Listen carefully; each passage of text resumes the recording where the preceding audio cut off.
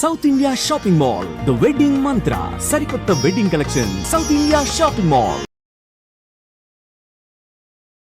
Hi hello, welcome to Suman TV. నేను మీ Roshan. So ప్రస్తుతం నాతో పాటు ఉన్నారు cardiologist Srinivas Kumar sir.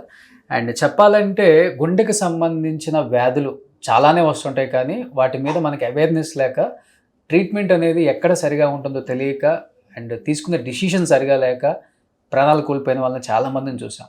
But treatment and మనకి సరిగా ఉండే ప్లేసెస్కి వెళ్ళినా లేకపోతే సరైన డాక్టర్ డిసిషన్ తీసుకున్నా కానీ గుండెకి సంబంధించిన వ్యాధులు అనేవి చాలా తేలిక అని చెప్పుకోవచ్చు. లైఫ్లో ఒక పార్ట్ అది కూడా. ఎవరు భయపడొద్దు, ప్యానిక్ అవ్వద్దు అని ఎప్పుడు డాక్టర్స్ చెప్తూనే ఉంటారు. ఆయన ఫస్ట్ అదే మాట చెప్తారు ఏ పేషెంట్కైనా కానీ. అంటే 80% 90% చావు అంచుల దాకా వెళ్ళిన పేషెంట్స్ కూడా హోప్ ఇచ్చే ఒక డాక్టర్ కార్డియాలజిస్ట్ ఎవరైనా ఉన్నారంటే అండ్ ట్విన్ సిటీస్లో శ్రీనివాస్ కుమార్ సార్. అదొకటే, అది మాత్రం నేను గట్టిగా చెప్పగలను. అండ్ ముఖ్యంగా ఒక 60-65 ఏజ్ దాటిన పేషెంట్స్ చాలామందికి కూడా హార్ట్ పెయిన్ వచ్చినప్పుడు లేకపోతే ఎక్కువ బ్లాకేజెస్ ఉన్నా అండ్ నిజంగా ఆపరేషన్ చేయాలన్నా కూడా మనం ఒక డిసిషన్ కాదు 10 డిసిషన్స్ తీసుకుంటాం. బట్ యాజ్ యూజువల్గా ఇక్కడ మీకు హార్ట్ కనిపిస్తుంది. ఈ హార్ట్లో బైపాస్ సర్జరీ చేయకుండా ఆ ఏజ్ గ్రూప్ వాళ్ళకి ఒక సరికొత్త టెక్నాలజీ కూడా వచ్చింది. ఒక 10 years అయింది ఈ టెక్నాలజీ వచ్చి, కానీ ఎక్కడా కూడా అంతగా చేయట్లేదు ఇది. But Srinivas Kumar sir almost 150 పేషెంట్స్కు చేసి సక్సెస్ఫుల్గా సక్సెస్ రేట్ ఉన్నప్పటికి కూడా ఇది ఇంకా బయటికి రాలేదు అంటే అది ఇంకా మన తప్పే అని చెప్పుకోవచ్చు. క్లియర్గా అసలుకి దీనికి సంబంధించి ఎలా చేస్తారు ఏంటి అండ్ సార్ చెప్పారు థై నుంచి లోపలికి తీసుకెళ్ళి ఈజీగా చేయొచ్చు లోకల్ అనెస్థీషియాతో అని చెప్పారు. సార్ మీ మాటలో చెప్పండి, అసలు ఏంటి, ఎలా చేయొచ్చు ఈ వాల్యూ అనేది? ఇప్పుడు హార్ట్ లోపల అండి ఇట్లా 4 ఛాంబర్స్ ఉంటాయి. పైనవి 2 ఏట్రియా అని, కిందవి 2 వెంట్రికల్స్ అని. ఈ వెంట్రికల్ లెఫ్ట్ సైడ్ పంపింగ్ చేసినప్పుడు అయోటా అనే పెద్ద రక్తనాళం ద్వారా శరీరం అన్ని భాగాలకు రక్తం సరఫరా అవుతుంది. ఇది యూనిట్ డైరెక్షన్ లో బ్లడ్ వెళ్ళడానికి కంట్రోల్ కోసం ఇక్కడ భగవంతుడు అయోటిక్ వాల్వ్ అనేది దీన్ని తయారు చేశారు.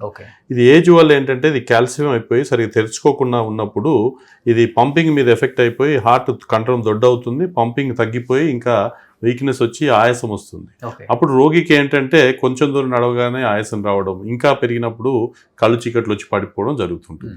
ఇలాంటి వాళ్ళందరికీ కనుక్కునేసరికి లేట్ అయ్యి పంపింగ్ తక్కువ ఉండడం వల్ల ఏజ్ ఎక్కువ వాళ్ళకి వచ్చింది కనుక సర్జరీలో కూడా రిస్క్ ఉంటుందని చేయకపోతుంటాయి. కానీ వీళ్ళందరికీ కూడా చాలా మేజర్ అడ్వాన్స్మెంట్స్ అని చెప్పొచ్చు. టావర్ ఆర్ టావీ ప్రక్రియ. ఇది ట్రాన్స్ యాటిక్ వాల్వ్ రిప్లేస్మెంట్ కానీ ట్రాన్స్ యాటిక్ వాల్వ్ ఇంప్లాంట్ అని అంటాం. ఇదేంటంటే కాలి రక్తనాళం కూడా కేవలం 14 French క్యాథెటర్ ద్వారా దీన్ని తీసుకెళ్ళి ఎక్కడ కాల్షియం ఉన్నదో దాన్ని బలూన్తో బ్లాస్ట్ చేసి తర్వాత ఈ వాల్వ్ను ఫిక్స్ చేసేస్తాం. ఇది 14 French క్యాథెటర్ ద్వారా చేయడం వల్ల ఇమీడియట్గా రోగి కోలుకొని 6 hours ఐసీయూ అబ్జర్వేషన్ తర్వాత నెక్స్ట్ డేనే వెళ్ళి ఇంటికి డిశ్చార్జ్ అయ్యి మళ్ళీ హ్యాపీగా ఉండగలుగుతారు. ఇంతకుముందు ఎవరైతే ఆపరేషన్ మత్తుకు ఫిట్ లేరో వాళ్ళందరికీ ఇది చాలా ఈజీగా చేయొచ్చు, ఎందుకంటే మత్తు ఇవ్వాల్సిన అవసరమే లేదు కనుక. ఈ హార్ట్కు ఉన్న అబ్స్ట్రక్షన్ తొలగిపోతే పంపింగ్ కూడా ఇంప్రూవ్ అయిపోయి రోగి మళ్ళీ నార్మల్గా కోలుకొని అన్ని పనులు వారు చేసుకోగలుగుతారు. కాకపోతే ఏ రోగికి సర్జరీ చేయాలా, ఏ రోగికి టావీ ప్రక్రియ చేయాలనేది అపోలో లాంటి హాస్పిటల్లో హార్ట్ టీమ్ అని సర్జన్లు, interventional cardiologist, clinical cardiologist, CT scan specialist, image అందరూ కలిసి డిసైడ్ చేస్తే ఆప్టిమల్గా ట్రీట్మెంట్ జరుగుతుంది. ఇది ఎవరికి చేయాలంటే జనరల్గా 65 ఏళ్ళ పైబడ్డ వాళ్ళకి ఈ అయోటిక్ వాల్వ్ కాల్షియం ఉండి ఇంతకుముందు ఆపరేషన్ ఫిట్ లేని వాళ్ళకే చేస్తుంటుంది. కానీ ఇప్పుడు స్టడీస్లో ఏమొచ్చిందంటే ఆపరేషన్ ఫిట్ ఉన్నప్పటికీ కూడా ఈ టావర్ ప్రక్రియ ద్వారా అడ్వాంటేజెస్ ఉన్నాయి. సో కటింగ్ కోత ఏం లేకుండానే ఈ అయోటిక్ స్టెనోసిస్ వాళ్ళకి ఈ టావర్ చేయడం వల్ల చాలా సిగ్నిఫికెంట్ బెనిఫిట్స్ ఉన్నాయి, రిస్కులు చాలా తక్కువ ఉన్నాయని అధ్యయనంలో వచ్చింది కనుక ఈ మధ్య మనం చాలా వాళ్ళ అవేర్నెస్ పెరుగుతుంది. ఈ వీడియో ద్వారా మన సుమన్ టీవీని మన రోషన్ గారిని రిక్వెస్ట్ చేసింది ఏంటంటే ఇంకా అవేర్నెస్ పెంచాలి. చాలా మందికి ఇట్లా ఆపరేషన్ లేకుండానే ట్రీట్మెంట్ వచ్చింది, అది మన హైదరాబాద్నే పాసిబుల్ అని తెలియజెప్పాలనే ఉద్దేశంతో ఇది చేయడం జరిగింది. Thank you Roshan. సార్ ఇప్పుడు బ్లాకేజెస్ ఎక్కువ ఉన్న వాళ్ళకి ఎట్లా సార్ ఇది చేయొచ్చా? అంటే హార్ట్ రక్తనాళాల మీద బ్లాకేజ్ ఉంటే దానికి స్టెంట్ పెడతాం. హార్ట్ లోపల వాల్వ్ల నారింగ్ మనం ఇనిషియల్ బలూన్తో దాన్ని ఓపెన్ చేసేసి తర్వాత టైట్ ఉన్నా ఎక్కువ క్రిటికల్గా ఉన్నా మనం చేయొచ్చు. ఈ ప్రాసెస్ చాలా ఈజీ కదా సార్? చాలా ఈజీ అంటే కరెక్ట్ వాళ్ళు చేస్తే ఈజీ. సైజు పెద్ద సైజు చిన్న దాంట్లో పెడితే రప్చర్ అయ్యి ప్రమాదం ఏదానికి అవకాశం. కరెక్ట్ సైజ్ వాల్వ్ ఏది పెట్టాలా, ఏ రోగికి ఎటువంటి వాల్వ్ సూట్ అవుతుంది అనేది టెక్నాలజీ మనము ఎవిడెన్స్ సిటీ స్కాన్ వేరే టెస్ట్లు చేసి డిసైడ్ చేస్తాం. కరెక్ట్ గా చేసినట్టయితే ఈజీగా జరుగుతుంది. సో స్టంట్ వేయకుండా బైపాస్ చేయకుండా సో మంచి ప్రాసెస్ కదా ఇది, లైఫ్ స్టైల్లో మళ్ళీ యాజ్ యూజువల్ గా ఉంటుంది. స్టంట్ బైపాస్ సర్జరీ ఏమో హార్ట్ మీద ఉన్న రక్తనాళ బ్లాక్స్ చేస్తాము, ఇదేమో హార్ట్ లోపల ఉన్న వాల్వ్ కి చేస్తాం, టావర్ వాల్వ్. ఎక్కువ ప్రాబ్లం ఇది వచ్చిన తర్వాతే బ్లాకేజ్ వస్తుందా సార్, లేకపోతే అంటే ఇది ఎక్కువ వయసులో వాళ్ళకి వస్తుంది కనుక దీనికి హార్ట్ అటాక్ రక్తనాళ బ్లాక్ కూడా అసోసియేషన్ అబౌట్ 50 to 70% మందిలో ఇది ఉన్న వాళ్ళకి అది కూడా వచ్చేదానికి అవకాశం ఉంటుంది. అట్లా ఉన్నప్పుడు దానికి కూడా స్టెంట్ చేసి ఈ వాల్వ్ అమర్స్తాం. ఓకే. సో ఇది ముందు దీన్ని మనం సొల్యూషన్ దీనికి ఎత్తుక్కుంటే అది రాకుండా కూడా ఉండొచ్చు. అవును, దీనికి మళ్ళీ మందులు తీసుకుంటే ప్రివెన్షన్ కోసం హార్ట్ అటాక్లు కూడా రాకుండా మనం కాపాడుకోవడానికి దీంతో పాటు అవి కూడా మందులు ఇస్తాం. ఓకే, ఈ టెక్నాలజీ నేమ్ ఏంటి sir? Trans aortic valve implant or trans aortic valve replacement. Okay, మనం సర్జరీ చేసేదాన్ని సర్జికల్ వాల్వ్ రిప్లేస్మెంట్ అంటాం.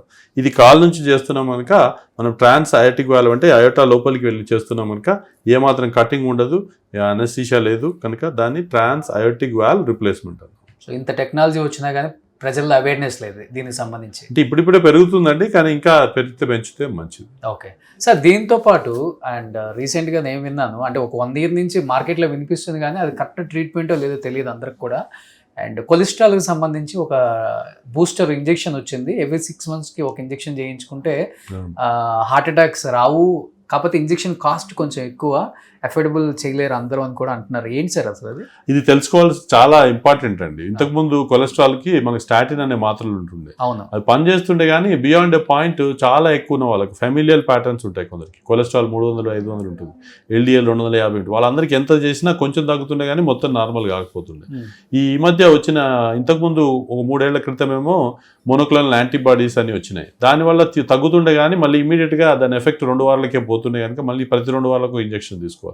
ఈ మధ్య ఇంక్లిసిరాన్ అనే ఇంజెక్షన్ వచ్చింది. అదేంటంటే అది ఒకసారి సబ్క్యూటేనియస్ ఇన్సులిన్ లాగా ఇంజెక్షన్ తీసుకోవడం, జస్ట్ 1.5 cc ఇన్సులిన్ లాగా తీసుకుంటే ఇక్కడ ఇన్సులిన్ ఇచ్చినట్టు సబ్క్యూటేనియస్ ఇస్తాం, తీసుకుంటే అది 6 నెలలు పనిచేస్తుంది.